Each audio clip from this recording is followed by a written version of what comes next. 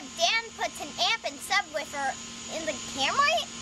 Hey Dan, run that intro.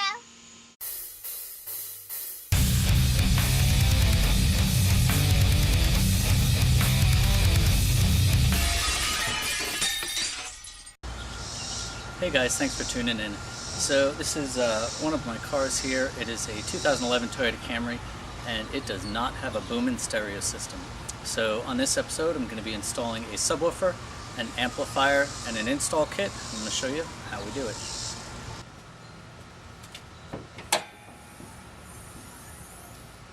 So the battery is on this side, so I'm going to be running a power wire from this side all the way to the trunk of the car for the amp. It'll be grounded in the back, and then the only other wire we need from the front is going to be from the radio in the middle for the amp turn on. That's going to go underneath the carpet. Now at the back here, I found a good place right inside here to mount the amp. So this little pocket is right here on the driver's side, so I'm going to mount the amp right to this. That'll allow me to drill down through the bottom to put the wires and make them go under the carpet. And I'll pull all these panels off so I can run the wires out of sight. So for the power wire, you can go to your battery or you can go directly to the fuse block. If you're going to use a fuse, make sure it's for the right circuit and you're going to be protected the correct way. Or if you're going directly to the battery lead or you're going off the battery, make sure that you have a fuse in line. I think I'm going to come right off of this line here and I'll have my fuse in line, and then I'll run the wires with the rest of these through the firewall. Alright, so these are all the supplies I'm going to use, starting off with a ground wire. And then you got your battery wire. There's different types of fuses you can use depending on the size gauge wire you need and the size fuse you need. And then we have our speaker wire, RCA wire, of course your sub and your amp. And if you don't have RCA outs on your radio, if it's a stock radio, you can get one of these line output converters. The wires will go to your stock speakers, and then it has RCA outs that you can run directly to your amp. And then if you have noise in your system, you can use one of these ground loop isolators. It just goes in line with your RCAs. And of course we have zip ties, because what job isn't complete without zip ties? Honestly, you want to use these to keep your wires neat and tidy, and also you can use this convoluted tubing because it keeps everything hidden. What I've seen some people do with the positive wire is run it up here behind the fender and through the door opening. Not really a safe idea because your door opens and closes. You also have sharp edges on your fender. And even though you have your fuse on that line, it still could create a fire hazard, so we don't want to do that. What I like to do is find a grommet with other wires going through it in the firewall. There's usually enough room on the side to take a pick like this. You punch a hole in it and then tape the positive wire to it. You can pull it through. That way you know it's going through a rubber grommet, so it's going to be sealed and it's going to be safe. So here's the engine bay side. I got the pick stuck through from here going into the inside. And here it is sticking through next to those two pipes. I can't point because I don't have any more arms, but what I'm going to do is tape the wire to here. That way I can pull it through into the engine bay, because you have most of the wire inside the car, so it's easiest to pull it through this way. So you attach the end of the wire and then tape it on and pull it through. Alright, so looking for a good position to mount this, and you definitely want to have your fuse mounted solid somewhere so it's not going to flop around or get shorted out on something. So I'm going to hook up the positive line here. I'll take that off and put this on top there. And then it looks like this is a perfect place to put it because I can mount it here. This is just a plastic cover that covers the fuse block. And then this is that positive line I have going to the car, so I can run this right here. And then it'll be safe going into the firewall. So I'm going to mount this and put this on. I'm going to leave the fuse out, but mount everything the way it needs to be. That way I know the lines are where they need to be. Once I'm done with the whole system, then I'll go ahead and open this up and put the fuse back in, and we'll be good to go.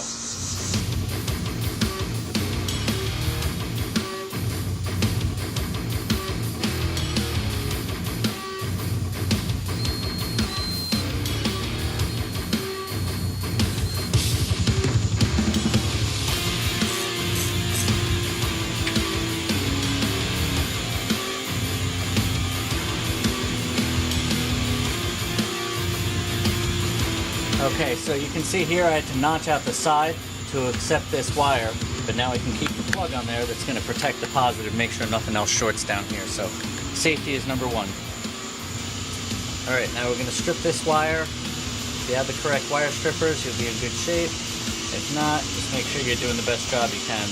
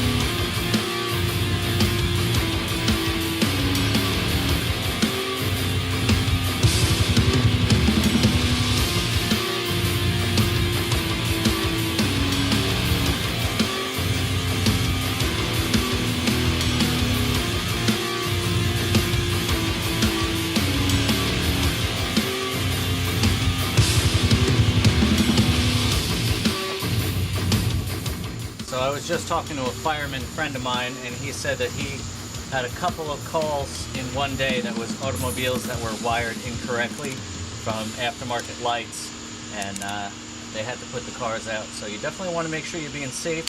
You got a positive wire running through your car, which they don't normally do, so you definitely want to make sure that you're going to be safe in what you're doing here. So take the extra time, make sure the runs are clean, it's not up against any metal, it's not up against something that could possibly make it short out and hurt you or the car.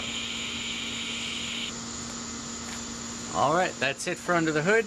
Now we're going to go inside the car and I'll show you where I'm going to run it there. Alright guys, so it's getting dark, but I do want to get some work done, so I'm going to keep rolling on this just to show you. So these scuff plates, most of these panels on these newer cars just pop off. You just got to get under them the right way and they'll pop right up. They have these little plastic inserts in here. If any of these break, and some of them are designed to break when you pop them off, you can get them at Advanced Auto Parts or any of your auto parts stores. You can see there's a wire run right here where that's OE, so I'm just going to run the positive line right here with this. I'll zip tie it to this wire, run it all the way to the back, and then I'll show you what we're doing in the trunk. Alright guys, for the amp turn on, I'm going to tap a wire off of the back of the radio. If you search YouTube or look up some manuals, you'll probably find the right wire to hook up to, and you want to look and search to make sure you know the right way to take your radio out as well. These just pop out.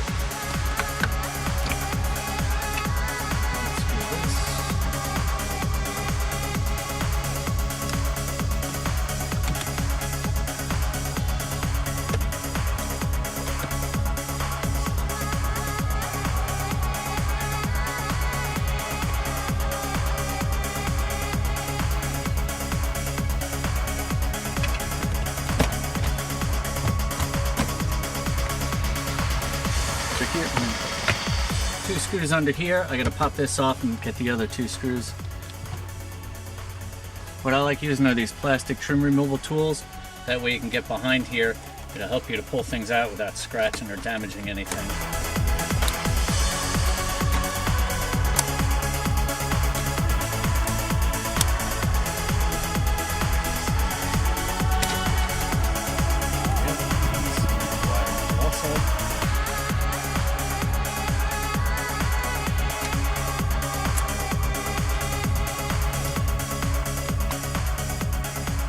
Let me show you something about taking these wires out. So here's one of the plugs I took out. On a lot of cars there's a depressor. You got to depress on the back where the wires go in. Once you depress that, it'll unlock it and you can pull it out. Alright, pull the bolts out. The radio should slide right out. And then you may or may not want to disconnect the wiring and get the radio out of the way so you can work better, depending on how much room you have to work here. Another thing you may want to think about is using a multimeter when you're testing for the wire. I've heard on some newer cars, if you use a test light, it could actually screw things up with your systems. What I like to do is strip back some of the insulation, wrap your turn-on wire or whatever wire you're attaching around the other wire, and then solder it for a good connection and tape it up to make sure it's secure. Alright, now that wire's on, I'm just going to put all this back together and then we'll run the wire down the side of the car around to the trunk and then we'll get started back there. Inspect all the parts you take off too. You want to make sure all the clips are still in place, none of them are broken, so it's going to go on and stay on real well. Might want to take this opportunity to clean out your vents. Make sure you plug in all of the plugs. You do not have to depress them to plug it in, they just snap right in.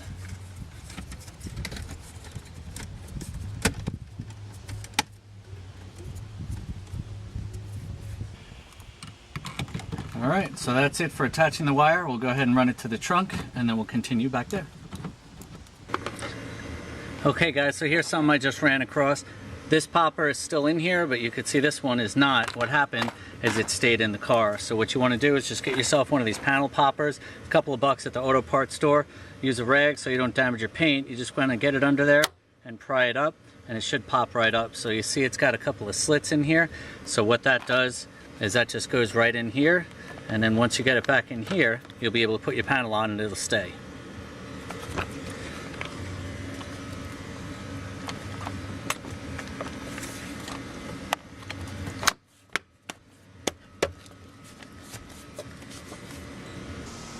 Alright, by taking the back seats down and popping a couple panels, I was able to find where the 4 rear speaker wires are. That makes it great for attaching the line output converter to all the wires. You can do it in one place. Make sure you solder them and tape them up. Use tubing and make sure they're protected.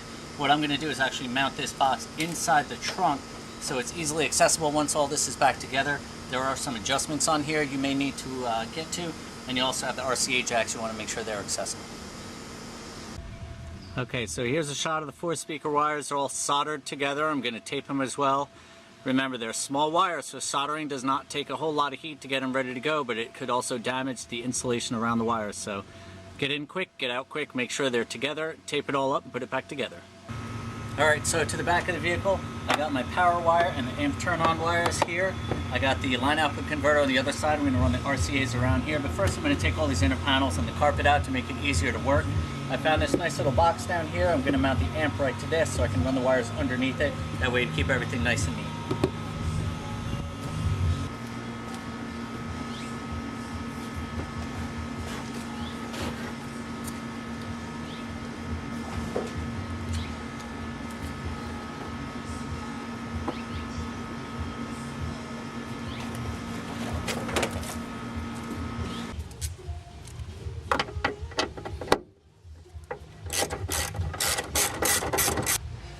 So this is the box the amp's going to go in for right now. I'm going to pop it out of the way so I can get this side panel off.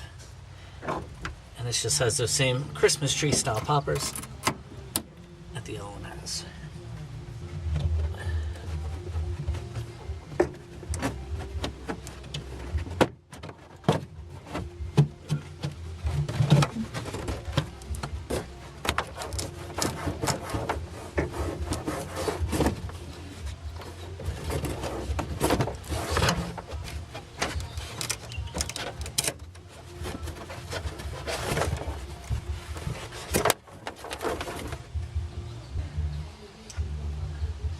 Alright, now it makes a lot of sense to pop out little panels like that, or boxes, anything that's in your way. First of all, it allows you to clean whatever junk is inside your vehicle. Second, it allows you to run the wires back, behind any other wires, make sure they're safe, hide them, and also bring them exactly where you need them. And then once you cover everything up, you won't see them at all, and it'll be a nice install.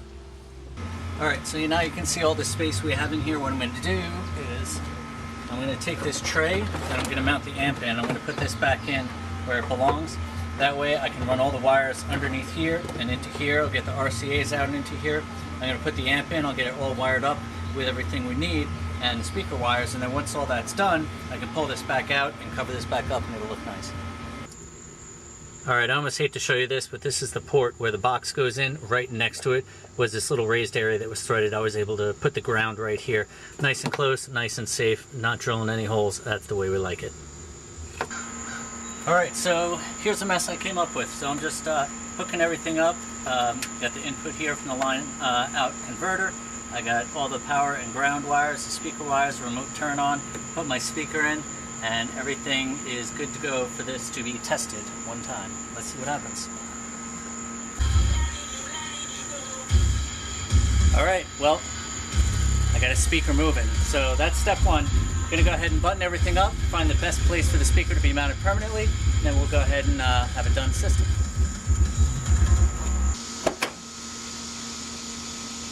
Alright guys, here's the final reveal. So you can see I got the amp in over here, all the wires going down underneath, everything is back where it needs to be, it looks nice and clean. I got the speaker here, I'm not sure where I'm going to mount that, probably right next to it. Use that bolt for one of the straps and aim it forward. I could aim it to the back or the side, it'll vibrate the car more, but I don't want to really vibrate the car, I just want to vibrate the inside air. So other than setting that up and a little bit of tuning, I just had the family inside. It sounds awesome, so I'm very happy with it. If you have any questions or comments, let me know. Otherwise, like this video, subscribe it, share it, and this one's a wrap. Well, that's it for this episode. You can leave comments below, give this video a thumbs up, and make sure to hit that subscribe button and the bell so you get notifications when new videos are uploaded. So thanks for watching, and until next time, stay positive and keep on wrenching. Honestly, you want to use these to keep your wires tight and needy. Keep your wires neat and tidy. Sounded good.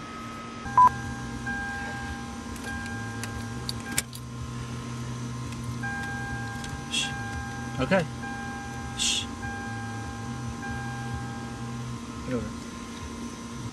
it apart, so make it as easily accessible. Get in quick, get out quick, make sure they're together, tape it all up and put it back together. Hey, that rhymed. Got this little box, so I decided I'm going to mount that. So this is the box the amp's going to go in. This might be in the way. Hang on. Earthquake! Is it still in the shot? And once you cover everything up, you won't see them at all, and it'll be a nice install. Is that another rhyme? Won't see them at all, be a nice install. Yeah, it might be. I might start rhyming here soon. Start coming up with clever things. All right, moving on.